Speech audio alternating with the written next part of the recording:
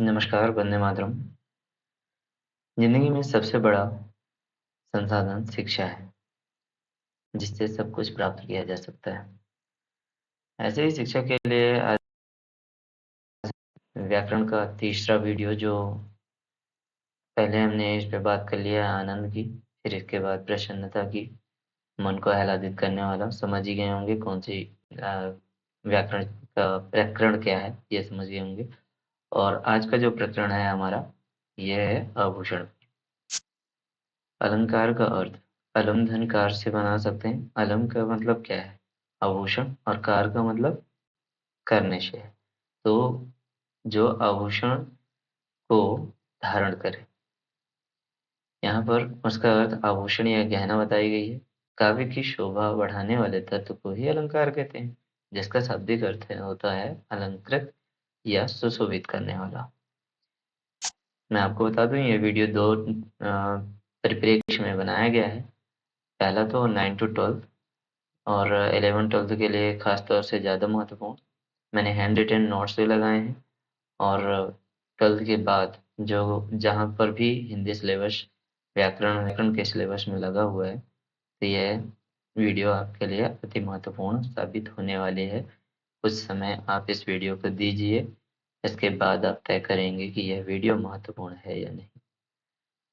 अलंकार का चार्ट, इसका आप स्क्रीनशॉट ले सकते हैं। शब्द अलंकार कौन कौन से होते हैं, अर्थ अलंकार कौन से, ये मैंने लगा रखे हैं। अव्यय अलंकार जो बाद में आया है, ठीक है। इससे पहले जो अलंकार जब शुरू होती है, भामा जब लेकर आते हैं अलंकार को, तो वहाँ दो ही प्रकार के अलंकार होते हैं। तीसरा बढ़ाने वाले कौन है, ये आपको आगे देखने को मिल जाएगा।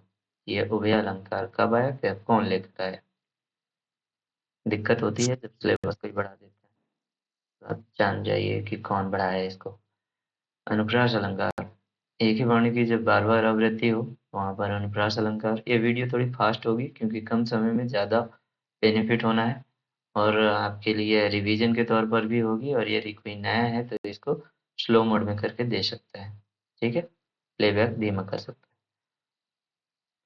है। जैसे चारूचंद की चंचल किरणें खेल रही थी जलथल में, तो इसमें चाचा की आवृत्ति बार बार है, इस वजह से यह अनुप्रास अलंकार कहला गया।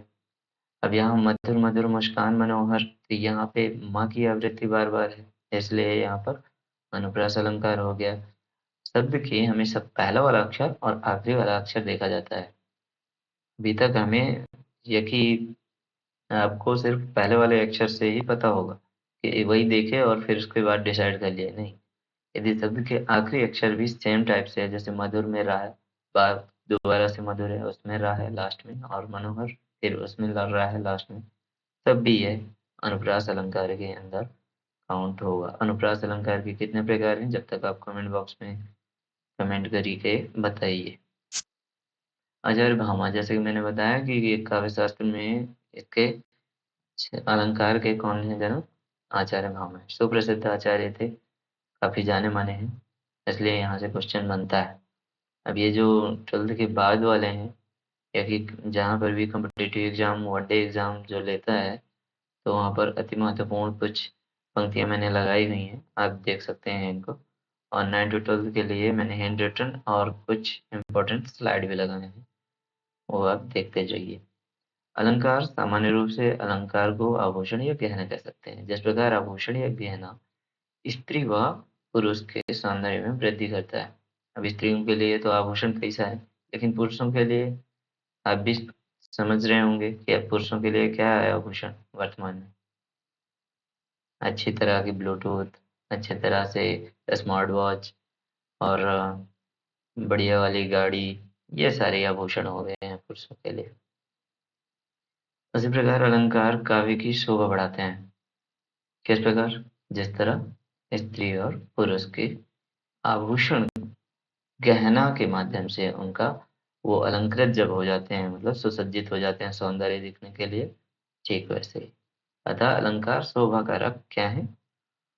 उपादान है, एक साधन है शब्दों की शोभा बढ़ाने के लिए अलंकार। कुछ विद्वानों के वक्तव्य हैं, द्रष्टव्य कीजिए आप। यहाँ आप दे सकते हैं भामा, शब्द और अर्थ की विचित्रता ही अलंकार है। दंडी ने क्या कहा? काव्य शोभा करान धर्मान अलंकरण प्रचक्षति। काव्य के शोभाकारक धर्म ही अलंकार है। ऐसा कहने वाले कौन? दंडी। ठीक है, प्रचक्षते से याद रखना। कौन प्रचक्षते? दंडी। वामन, सौंदर्यम अलंकार अर्थात सुंदरता ही अलंकार है। आचार्य रामचंद्र शुक्ल जी के अनुसार, ये तो इम्पोर्टेंट हो गया है आपके 9 to 12 के लिए। आचार्य रामचंद्र शुक्ल के अनुसार, क्योंकि हिंदी साहित्य का इतिहास तो आपने पढ़ते हैं, इनके माध्यम से ही तो इनका आशीर्वाद लगा है आपके सिलेबस में। तो इनको ये जहां जहां भी दिख जाए समझ जाइए कि स्टार स्टार स्टार। आचार्य रामचंद्र शुक्ल, अलंकार वह साधन है जिनसे काव्य की शोभा में वृद्धि होती है। ठीक है, ऐसा कहने वाले कौन? शुक्ला जी। वेद व्यास, अलंकार बिना सरस्वती, अलंकार के बिना सरस्वती विधवा के समान है। ऐसा कहने वाला, ऐसा इसके लिए साहस भी होना चाहिए कि अलंकार के बिना सरस्वती विधवा के समान है। तो वो कौन कहेंगे? वेद व्यास। वेद व्यास ने किस ग्रंथ की रचना की थी वो आप कमेंट बॉक्स में कमेंट कीजिए। केशवदास, केशवदास जी ने इसी प्रकार से उक्ति कही है कि भूषण बिनु न विराजई कविता बनित मित। जो भी कविता है वो बिना आभूषण के विराजमान नहीं होता। अलंकार की परिभाषा कुछ मैंने सरल हिंदी में लगाई है, यदि आपको ये याद हो जाए। और पहली वाली स्लाइड जो था वो भी बहुत सरल हिंदी में था, तो उसके साथ ही आप इसको इंक्लूड कर लीजिएगा। अलंकार का शाब्दिक अर्थ क्या है? यहाँ पे आभूषण है। जो काव्य को अलंकृत करे वह अलंकार है। जिन गुणधर्मों के द्वारा काव्य सौंदर्य में वृद्धि होती है उसे ही अलंकार कहते हैं। किन गुणधर्म के द्वारा? आगे पता चलेगा। अलंकार, शब्द अलंकार, अर्थ अलंकार और उभय अलंकार। शब्द अलंकार और अर्थ अलंकार से ही क्वेश्चन बनते हैं आपके लिए। शब्द अलंकार वे शब्द अलंकार होते हैं जहाँ शब्द के माध्यम से किसी कथन की सौंदर्य बताई जा रही हो। किसी कथन में उसका शब्दों की विचित्रता के साथ प्रस्तुत की जा रही हो, वहां पर शब्द अलंकार होती है। चारुचंद की चंचल किरणें खेल रही थी जल थल में, ये तो मैंने पहले बताया। और यहाँ पर दूसरी लाइन है, चंचल चारु चितौनी चित है चित्र चरित है। तो मतलब यहाँ पर कहने का मतलब शब्द की आवृत्ति, वर्ण की आवृत्ति की गई है शब्दों में। ठीक है, जैसे कि कहावत जानते होंगे आप, चंदू की चाची ने चंदू के चाचा को चांदी की चम्मच से चॉकलेट चटाई। जी, चॉकलेट। और इस तरह के क्वेश्चन अब हालांकि नहीं बनते, पर कॉन्सेप्ट आपको क्लियर रहेगा तो आप कोई भी क्वेश्चन हैंडल कर पाएंगे, क्योंकि ये चंदू की चाची और चाचा अब नहीं होंगे इस दुनिया में, बहुत पहले से चले आ रहे हैं। अर्थ अलंकार, जहाँ कथन में अर्थगत सौंदर्य होता है उसे अर्थ अलंकार कहते हैं। अर्थात काव्य के अर्थ और भाव को चमत्कार रूप से अलंकार यदि प्रस्तुत कर रहा है, अलंकार। अब इसके आगे देख लेंगे। उभय अलंकार आपके लिए ज्यादा महत्वपूर्ण नहीं है, पर यहाँ पे लिखा हुआ है, आपको महत्वपूर्ण लगता है तो देख लीजिएगा। शब्द अलंकार के भेद है अनुप्रास, रूपक, यमक, उत्प्रेक्षा, श्लेष। ये अति महत्वपूर्ण वाले हैं। ठीक है, तो मैंने इसको बताया है, आप यहाँ पर देख सकते हैं। अनुप्रास को बता दिया। रूपक, जहाँ उपमेय और उपमान का आरोप हो वहाँ रूपक अलंकार। उपमा, जहाँ किसी वस्तु की उसके किसी विशेष गुण या स्वभाव की विशेषता के आधार पर तुलना की जा रही हो तो वहां पर उपमा अलंकार। उपमा अलंकार के भी चार भेद होते हैं: उपमेय, उपमान, साधारण धर्म, वाचक धर्म।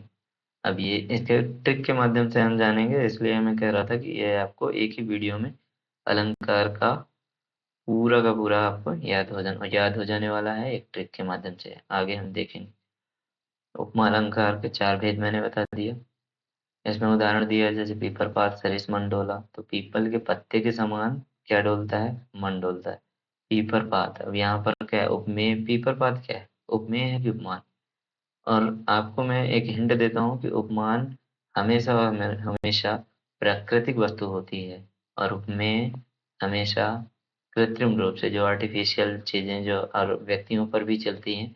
लेकिन ये प्रकृति की यदि कोई वस्तु है, पेड़ पौधे, सूरज, चंद्रमा, धरती, आकाश, पाताल, जो भी, उसकी यदि वहां पर जिक्र की गई है तो वो उपमान होगा। आगे बात करते हैं उत्प्रेक्ष अलंकार का, जहाँ एक वस्तु में दूसरी वस्तु की संभावना या कल्पना की जाए, वहाँ उत्प्रेक्ष अलंकार। और इसका ट्रिक जो है वो आगे समझेंगे। श्लेष अलंकार, जहाँ शब्द तो एक ही होता है और उस शब्द के कई अर्थ निकल जाते हैं। चिपके हुए अर्थ, ये भी पानी सब सोन, पानी गए न उबरी मानिश छोन। एक पानी क्या हो गया? एक तो जली हो गया, एक पानी इज्जत हो गया, और एक पानी मनुष्य के लिए जो मोती मानस चूर्ण लिखा हुआ है। मानवीकरण अलंकार, तो मानवीकरण अलंकार जहाँ प्रकृति में मानव के रूप में दर्शाया जाए, जैसे मेघ आए बंठन के। अब मेघ कैसे बंठन के आते हैं? लोग आते हैं ना मैं बंठन के, तो मेघ आए बंठन के, तो वो मानव की तरह बता दिया प्रकृति को, वही हो गया मानवीकरण अलंकार। पुनरुक्ति प्रकाश अलंकार, इस अलंकार में एक शब्द का प्रयोग दो बार होता है, पुनरुक्ति, इसलिए वहां पे पुनरुक्ति पुनः धन उक्ति के बराबर पुनरुक्ति है। ठीक है, जैसे वन से चुन चुन कर, अब यहाँ चुन चुन कर, तो ये चुन चुन कर, और ये एक हिंट भी याद रखिए कि योजक चिन्ह आएगा जहाँ दो बार दो शब्द हो जाते हैं। रूपक अलंकार में भी होगा, उसका ट्रिक के माध्यम से आप आगे जानेंगे। फिलहाल पुनरुक्ति प्रकाश अलंकार में एक ही शब्द जब दो बार रिपीट हो जाए, वहां पे अर्थ और इससे मतलब नहीं है कि अलग अलग अर्थ नहीं, उसका एक ही प्रकार चुन चुन कर एक ही व्यक्ति को चुना जा रहा है ना। अति संयुक्ति अलंकार, इससे तो आप बहुत परिचित होंगे, क्योंकि आपको वर्तमान समय ही है ताना बाना का। अति संयुक्ति करके बताना ही पड़ता है ताकि व्यक्ति सही लाइन पर आ जाए। हनुमान की पूंछ में लगन न पाई आग, लंका सारी जल गई। कुछ जगह सगरी लिखा रहता है, लंका सगरी जल गई, गए निशाचर भाग।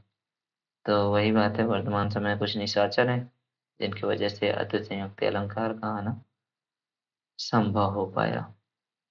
अब अन्योक्ति अलंकार, जहाँ किसी अन्य व्यक्ति या वस्तु को लक्ष्य में रखकर कोई बात की जाए, कोई बात किसी दूसरे के लिए कही जाए, वहां पर अन्योक्ति अलंकार। जैसे माली आवत देख कर कलियन करी गुहार, फूली फूली चुन लिए काले हमारे बार। मतलब क्या है? माली आ रहा है एक बगिया में और जितने फूल हैं आपस में बात कर रहे हैं। हालांकि ये किस में चला जाएगा? मानवीकरण में भी चला जाएगा, लेकिन यहाँ पर जो लगाया गया है अन्योक्ति, तो ये अन्य व्यक्ति के लिए उसका डेफिनेशन के हिसाब से उसको लगा दिया गया है। ठीक है, तो आप ये मत समझिएगा कि एक उदाहरण किसी एक चीज के लिए फिक्स है, नहीं। शब्द अलंकार, अब यहाँ पर मैंने स्लाइड के माध्यम से लगाया, वहाँ मैंने हैंड रिटन के हिसाब से लगाया था। यहाँ पे शब्द अलंकार का यदि आपको इसका स्क्रीनशॉट ले सकते हैं तो ले लीजिए। शब्द अलंकार, जब काव्य में शब्द के प्रयोग से चमत्कार उत्पन्न होने लगता है तो वहाँ पे शब्द अलंकार। हाँ, एक बात बहुत महत्वपूर्ण यहाँ पर लिखी है, जो मैंने कहा आपको, यहाँ वाक्य में पर्यायवाची शब्द का प्रयोग नहीं कर सकते, नहीं तो वह आभूषण समाप्त हो जाएगा, अलंकृत समाप्त हो जाएगा, चमत्कार नष्ट हो जाएगा। उदाहरण के तौर पर, उदाहरण, कनक कनकते सौगुनी मादकता अधिकाय, पानी गए न हो ब्रह्म मोती मानस्योन। तो इस तरह के जो है ये शब्द आए हैं ना, शब्द अलंकार। शब्द अलंकार में श्लेष अलंकार के हमने पढ़ा था ना, पानी गए न उबरे मोती मानस्योन। और कनक कनक के सौगुनी ये कहाँ पढ़ा है? यमक अलंकार में। एक कनक का मतलब क्या है? सोना, और एक कनक का मतलब धतूरा। इसका आगे ट्रिक के माध्यम से मैंने और लगाया है अच्छी तरह से, आप देखिए।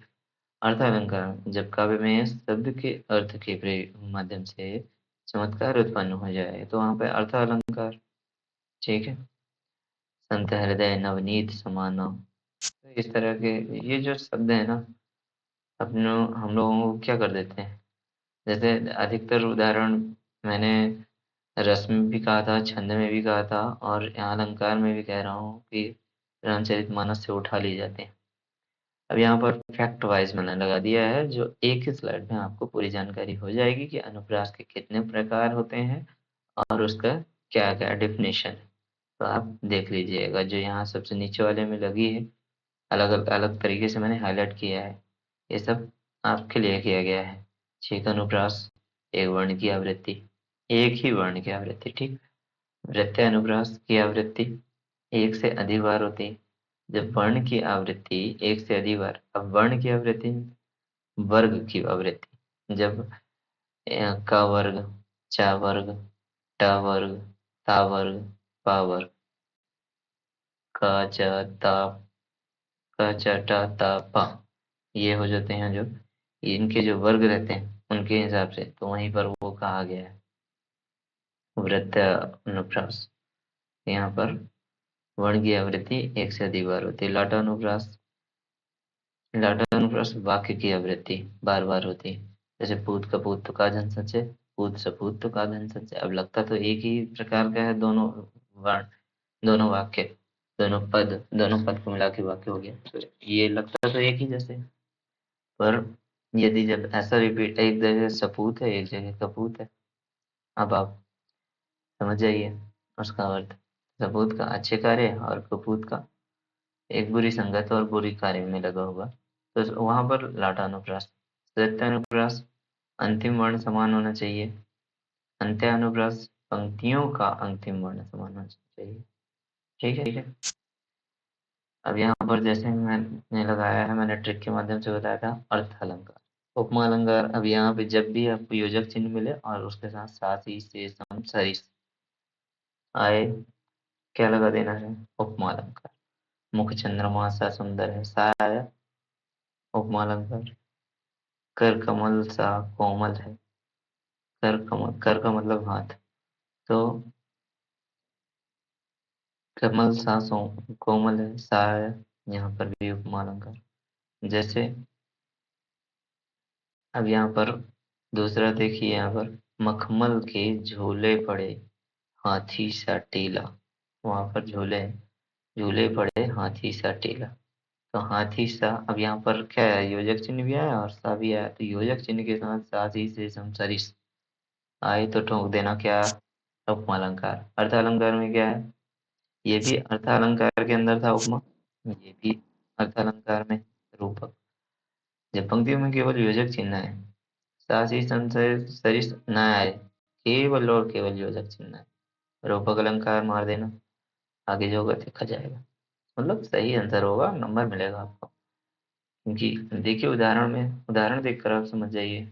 मैं तो चंद्र खिलौना ले हूँ, क्या इसमें सासी समसरिस आया शब्द? नहीं ना, योजक चिन्ह आया, तो मतलब रूपक चिन्ह, रूपक अलंकार। जैसे चरण कमल बंदो हरि राय, राम कृपा भव निशर सिरानी, ये तुलसीदास जी की पंक्ति है, जब अपनी पत्नी रत्नावली को एक व्यंग रूप से कहते हैं कि अब जो गलती हो गई वो हो गई, अब आगे बिल्कुल भी नहीं होगी, और वो निकल जाते हैं फिर वो रामचरितमानस लिखने के लिए। मेरा आपसे ये क्वेश्चन है कि रामचरितमानस को लिखने में तुलसीदास जी को कितना समय लगा था? ये आप कमेंट बॉक्स में उत्तर दीजिए। नेक्स्ट वीडियो जब होगी इसका जवाब आपको नेक्स्ट वीडियो में मिलेगा। उत्प्रेक्षा अलंकार, यदि पंक्ति में, इसका डिटेल हमने पढ़ लिया है, अब यहाँ पर मैंने ट्रिक के माध्यम से पढ़ा रहा हूँ, क्योंकि यदि आपको ये याद हो गया, वो याद नहीं हुआ, तो ये याद हो गया तो बन जाएगा। उत्प्रेक्षा अलंकार, यदि पंक्ति में ज्यो जान, ज्यो जनु जानो मनु मानो यु, जनहू मानो हूँ, इस तरह आए तो आप उत्प्रेक्षा अलंकार लगा देना। जैसे नेत्र मानो कमल है, मानो आ गया, उत्प्रेक्षा अलंकार।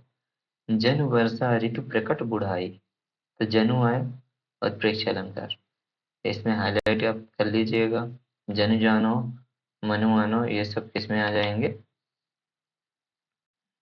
यहाँ से आपके लिए हाईलाइट कर दिया जा रहा है, ये देखिए। तो इनके माध्यम से आप याद रखिएगा। ये वाली स्लाइड में क्या इम्पोर्टेंट था? सा, सा सी से समसरिस आए, तो ये इम्पोर्टेंट था, ये इसमें सा सी से समसरिस उपमा अलंकार में, और इसमें क्या था? न आए, तो वह रूपक, पर आए क्या? ओनली ऑन योजक चिन्ह।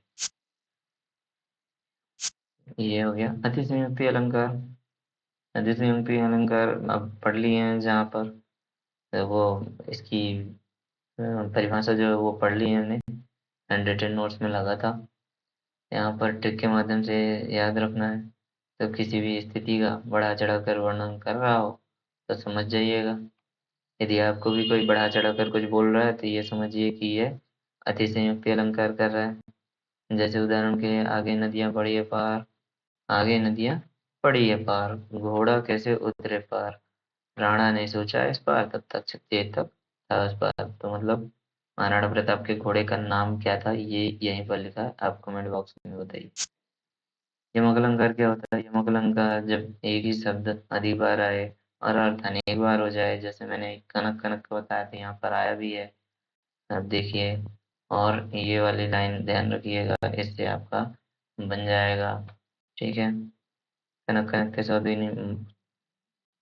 सौगुनी माधवता दिखाए, या खाए बह रहा है, वह खाए बह रहा है। काली घटा का घमंड घटा, काली घटा मतलब एक माइनस वाला घटा है और एक बादल वाला घटा है। तो बादल वाली घटा जो है उसका घमंड क्या हो गया, घट गया। मानवीकरण अलंकार में क्या होता है?